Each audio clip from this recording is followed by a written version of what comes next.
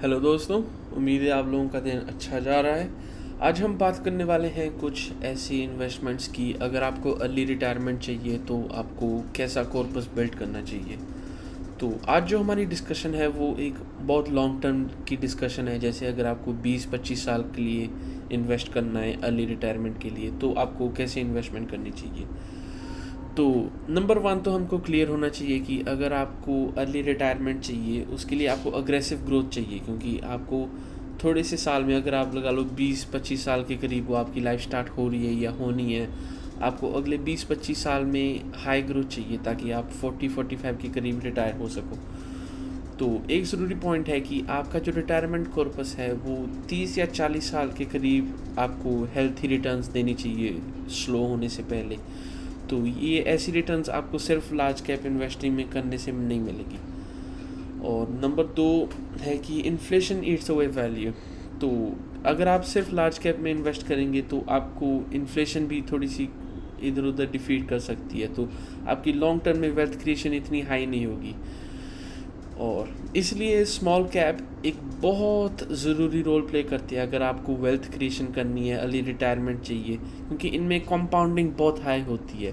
For example, अगर आप आज 10 लाख रुपए इन्वेस्ट करेंगे 20 साल के लिए, और लार्ज कैप में अगर आप इन्वेस्ट करते हो तो रफली रिटर्न्स आपको 12-13% की मिल जाती है, लेकिन कंजर्वेटिव रहना चाहिए। तो अगर 12% से आपका पोर्टफोलियो ग्रो होगा, वो आपको 20 साल में लगभग 90 लाख के करीब आपकी 10 लाख की इनिशियल इन्वेस्टमेंट ग्रो करेगी। लेकिन अगर आप सेम इन्वेस्टमेंट स्मॉल कैप में करो, जिसमें आपको अच्छे अच्छे फंड्स रफली 19-20% रिटर्न्स दे सकती है, लेकिन कंजर्वेटिव होने के लिए 18% से कैलकुलेट करके आपकी 20 साल में वो 10 साल की इनिशियल इन्वेस्टमेंट रफली 2.7 करोड़ में ग्रो होती है। तो इतने लॉन्ग हराइजन में आपको असली इफ़ेक्ट दिखता है लॉन्ग टर्म इन्वेस्टमेंट का, अगर आप स्मॉल कैप में करें या लार्ज कैप में करें। और एक और हमारा ज़रूरी पॉइंट है कि अगर आप इन्वेस्टमेंट अग्रेसिव कर रहे हो, आपकी अग्रेसिव ग्रोथ है, तो आपको एक डेट का बफर चाहिए जो आपकी बेयर मार्केट्स में हेल्प कर सके और थोड़ी सी स्टेबिलिटी प्रोवाइड कर सके। और अब हम चलते हैं थोड़ा सा और समझने के लिए स्मॉल कैप फंड्स को। तो अगर आप मार्केट में एंट्री कर रहे हो वेल्थ क्रिएशन के गोल से, या आपको अर्ली रिटायरमेंट चाहिए, तो वेल्थ क्रिएशन के लिए स्मॉल कैप फंड्स है वो कोर वेल्थ बिल्डर्स है। इनसे अच्छी आपको कोई रिटर्न्स नहीं मिलने वाली लार्ज कैप में या मिड कैप में। तो पहले समझ लें कि स्मॉल कैप फंड्स वो होते हैं जो उन कंपनीज में इन्वेस्ट करते हैं जो 251 से ज़्यादा रैंक करती हैं मार्केट कैप में हमारी कंट्री में। और नंबर दो, जो फ्यूचर लार्ज कैप है वो इसी सेगमेंट से आते हैं। तो क्योंकि ये छोटे होते हैं, इनकी ग्रोथ पोटेंशियल हाई होती है, तो इनमें पहले इनकी कुछ सालों में आपको रिटर्न्स बहुत हाई मिलती हैं। तो नंबर तीन, शॉर्ट टर्म।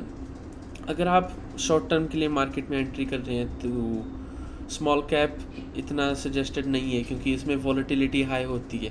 लेकिन हम बात कर रहे हैं अर्ली रिटायरमेंट की, जिसके लिए लॉन्ग टर्म कॉर्पस की ज़रूरत है, 20 साल या 25 साल का कॉर्पस। उसके लिए आपको डरने की ज़रूरत नहीं है, इतनी लॉन्ग टर्म में जो वो शॉर्ट टर्म वॉलेटिलिटी है वो बैलेंस आउट हो जाती है।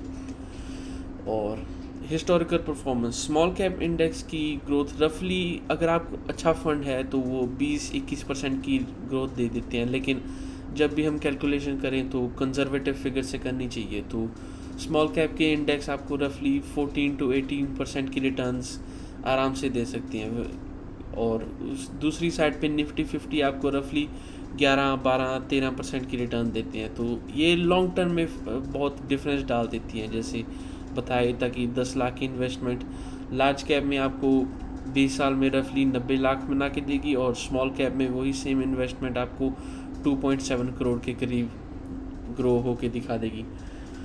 तो हमारा की मैसेज यही कि अगर आपको अर्ली रिटायर होना है तो स्मॉल कैप में ही आपकी मेन वेल्थ क्रिएट होगी, आपकी स्मॉल कैप और मिड कैप में।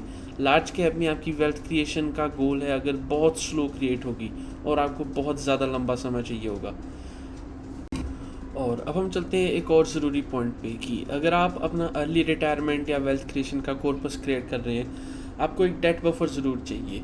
ये इसलिए ज़रूरी है क्योंकि अगर मार्केट क्रैश हो रही है या बेयर मार्केट चल रही है तो सारी कंपनीज डीवैल्यूड होगी, तो उस समय में आप अपनी पोजीशंस एक डिस्काउंट में एक तरह से बेच रहे हो। तो अगर आपको डिस्काउंट में ना बेचनी पड़े, इसलिए आप थोड़ा सा डेट बफर रखते हैं कि ये बेयर मार्केट में आपको स्टेबिलिटी देगा, क्योंकि बेयर मार्केट में डेट सिक्योरिटीज़ थोड़ी सी हाई और प्रायोरिटी में बिकती हैं।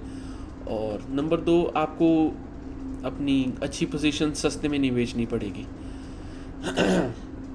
और एक और ज़रूरी पॉइंट है कि आपका आइडियल बफर अगर आप वेल्थ क्रिएशन के लिए कर रहे हो तो आपका 10 और 20% के बीच में होना चाहिए।